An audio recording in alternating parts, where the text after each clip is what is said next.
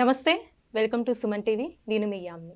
ప్రస్తుతం మనతో ఉన్నారు ప్రముఖ ఆధ్యాత్మికవేత్త, ప్రముఖ జ్యోతిష వాస్తు పండితులు, బ్రహ్మశ్రీ డాక్టర్ నాయకంటి మల్లికార్జున శర్మ గారు ఉన్నారు. వారితో మాట్లాడదాం. నమస్కారం గురుగారు. నమస్కారం.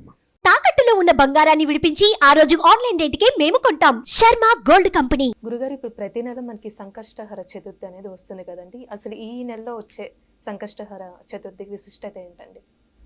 ఓం శ్రీ గురుభ్యో నమః. సంకటహర చతుర్థి, సంకష్టహర చతుర్థి. చతుర్థి అంటే చతుర్దశిగా చవితి అని అర్థం. చాలామంది కూడా ఈ నెల మనకి 29వ తారీఖు ఉంటుంది. ఏదైతే మనకి సంకష్టహర చతుర్థి, సంకటహర చతుర్థి అని అంటారు. అంటే ఆ రోజున చవితి కావటం జరుగుతూ ఉంటుంది. అయితే మామూలుగా ఏమిటనంటే సంకష్ట చతుర్థి శ్రావణ మాసంలో బహుళ చవితి రోజున వచ్చేదాన్ని సంకష్టహర చతుర్థి అని కొన్ని గ్రంథాలు, భాద్రపద మాసంలో బహుళపక్షంలో వచ్చే చవితి రోజున సంకష్టహర చతుర్థి జరుపుకోవాలని మరికొన్ని గ్రంథాలు చెప్పబడ్డాయి. అయితే ఏదైనా కూడా భాద్రపద మాసానికి ఎంత ప్రాధాన్యత ఉందో శ్రావణ మాసానికి కూడా అంతే ప్రాధాన్యత ఉంది. శ్రావణ మాసం నుంచి కూడా సంకష్టహర చతుర్థి వ్రతాన్ని ప్రారంభం చేస్తారు. అంటే 16 వ్రతాలు చేయాలని శాస్త్రంలో చెప్పబడింది.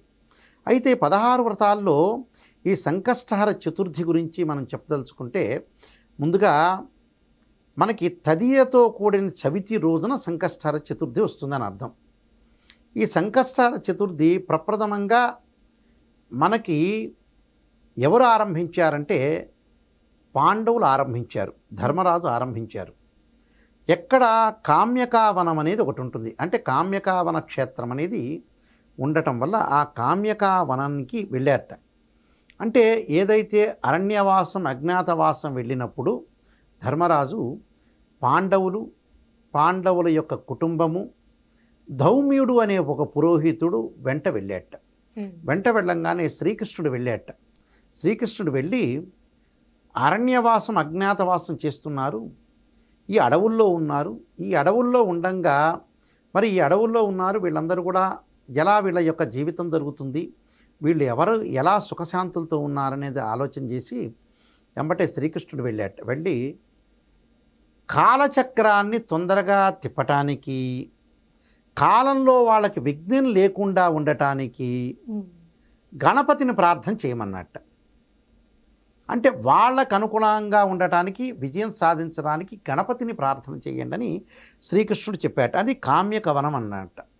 ఈ కామ్యకవనం అంటే ఏంటంటే కోరికలు తీర్చే వనము, క్షేత్రము అని శాస్త్రంలో చెప్పబడింది. అయితే నలచక్రవర్తి, దమయంతి వాళ్ళకి సంబంధించిన వాళ్ళు అది వరకు రోజుల్లో వాళ్ళు కూడా ఈ శ్రీకృష్ణుడు తర్వాత చేశారు. అంటే ఇదేంది ద్వాపర యుగంలో జరిగింది. ఇది అంటే ద్వాపర యుగంలో సంకష్టహర చతుర్థి ప్రథమంగా ధర్మరాజు చేశాడు. ఇక్కడ అది ధర్మరాజు చేసిన విషయాన్ని శ్రీకృష్ణుడు ఇలా చేయమని చెప్పాడు. అప్పుడు ఈ కామ్యకవన క్షేత్రంలో ఎప్పుడైతే చేశాడో ధౌమ్యుడు అనే పురోహితుడు ద్వారా వీళ్ళు చేశారు. ఏమి చేశారు అంటే ఇవన్నీ కూడా ఎక్కడ చెప్పబడింది అంటే భవిష్యోత్తర పురాణంలో చెప్పబడింది. అది ఈ భవిష్యోత్తర అంటే కష్టాలన్నీ కూడా తొలగాలంటే ఏదైనా దైవాన్ని ఉపాసన చేయాలి, కష్టాలన్నీ కూడా తొలగిపోవాలంటే శ్రీకృష్ణ భగవాను అడిగారట ధర్మరాజు.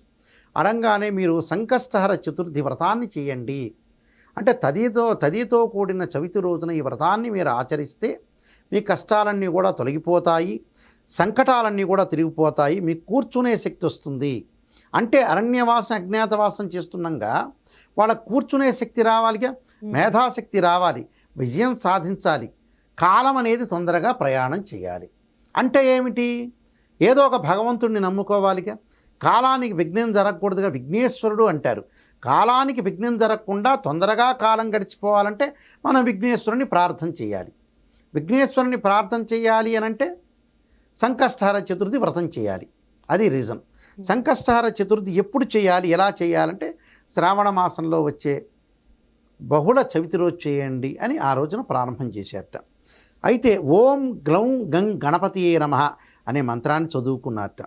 అంటే ఆ మంత్రం చేసేటప్పుడు సంకష్టహర చతుర్థి చేసేటప్పుడు సంకట విమోచనాయ హేరంభాయ మదన మోహితాయ హూం ఫట్ స్వాహ అనే మంత్రాన్ని చదువుకోమన్నారట.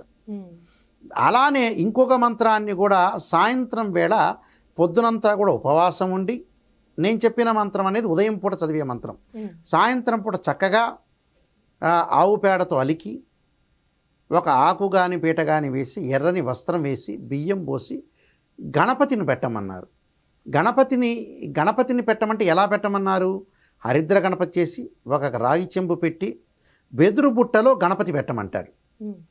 అంటే వెదురు బుట్టలో ఏదైతే గణపతి పెట్టి గణపతి యొక్క ప్రార్థన చేయండి అంటారు. అంటే హరిద్ర గణపతి అవసరమే, కలశము అవసరమే. ఆ కలశంలో వెదురు బుట్ట పెట్టి, వెదురు బుట్ట అంటే పాతకాలంలో వెదురు బుట్ట అంటారు, ఇప్పటి వాళ్ళకి తెలుస్తుంది తెలియదు కానీ వెదురు బుట్టలో గణపతి పెట్టమంటారు. అంటే గణపతి ఏదో బంగారైనా వెండైనా పంచలోహాలతో అయినా ఏదైనా సరే గణపతి విగ్రహాన్ని పెట్టి గణపతిని ప్రార్థన చేయమంటారు. గణపతిని ఎలా ప్రార్థన చేయమంటారు? దానికి చక్కగా సంకట విమోచనాయ, మళ్ళీ ఇంకో మంత్రం చెప్తారు, సంకట విమోచనాయన హేరంభాయ మమ సంకట నివారణాయన, అంటే మమ సంకట నివారణాయ హూం ఫటు స్వాహ అనే మంత్రాన్ని సాయంత్రం పూట చదవండి.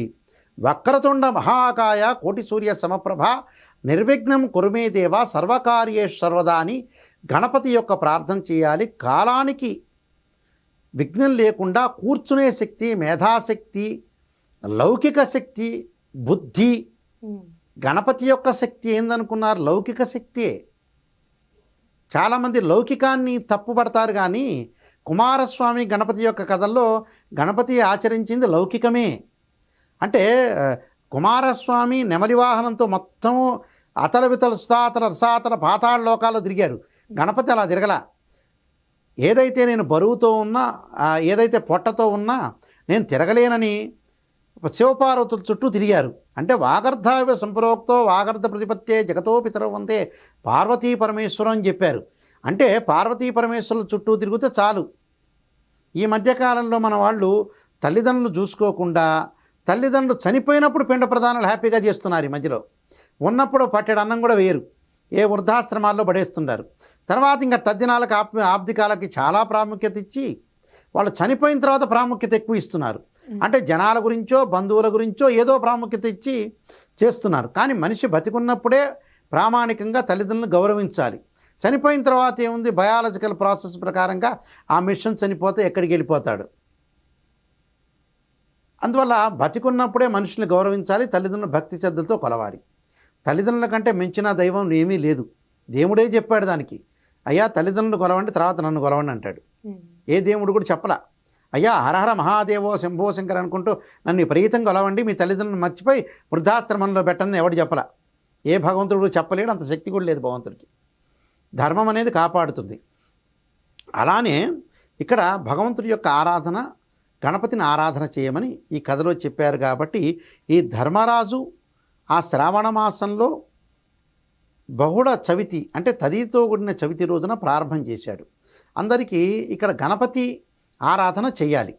ఏమిటంటే జీవితంలో ఏ రాశి వాళ్ళకైనా కూడా పనులు జరగని వాళ్ళు, దగ్గరకు వచ్చినట్టు వచ్చి పనులు పోయిన వాళ్ళు, ఏ పని కూడా సాధ్యం కాని వాళ్ళు, అన్ని ఇల్లు కట్టాలనుకుంటాడు కట్టలేడు, వ్యవసాయ భూమి కొనాలనుకుంటాడు కొనలేడు, పిల్లల యొక్క పెళ్లి చేయాలనుకుంటారు చేయలేరు, చదవాలనుకుంటారు చదవలేకపోతారు, విదేశాలకు వెళ్ళాలనుకుంటారు వెళ్ళలేకపోతారు.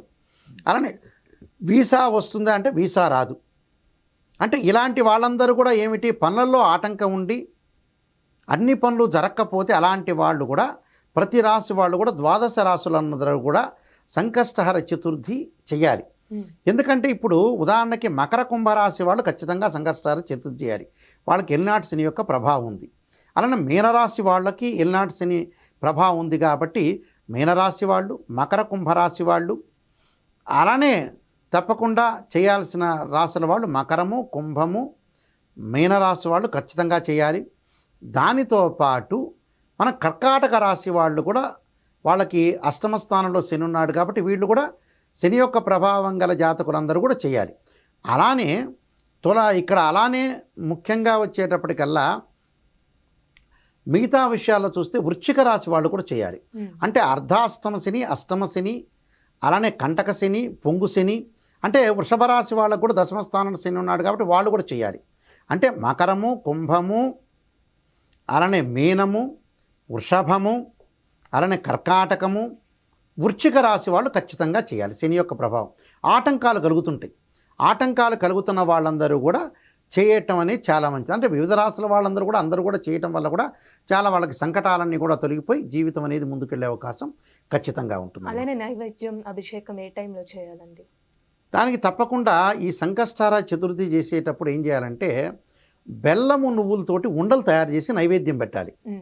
గణపతికి నైవేద్యం పెట్టి అవన్నీ కూడా నైవేద్యంలో 10 ఉండలు తయారు చేసి 5 ఉండలు వాళ్ళ ఇంట్లో ఆహారంగా తీసుకొని ఇంకో 5 ఉండలు ఆ దీపం ఏదైతే వెలిగిస్తామో ఆ దీపం ఆరకముందు ఇంకొక 5 ఉండలు కూడా మనకు తెలిసిన వాళ్ళకి బంధువులకు కూడా పెట్టాలి. అంటే నువ్వులు బెల్లంతో చేసిన ఉండలే మాత్రమే పెట్టాలి. ఇంకో 5 కూడా వేరే వాళ్ళకి పెట్టడం చాలా మంచిది. దానివల్ల వాళ్ళకి చాలా మంచి జరిగే అవకాశం ఖచ్చితంగా ఉంటుంది. చాలా చక్కగా తెలియజేశారు గురుగారు. ధన్యవాదాలు. సర్వే జనా సుఖినో భవంతు.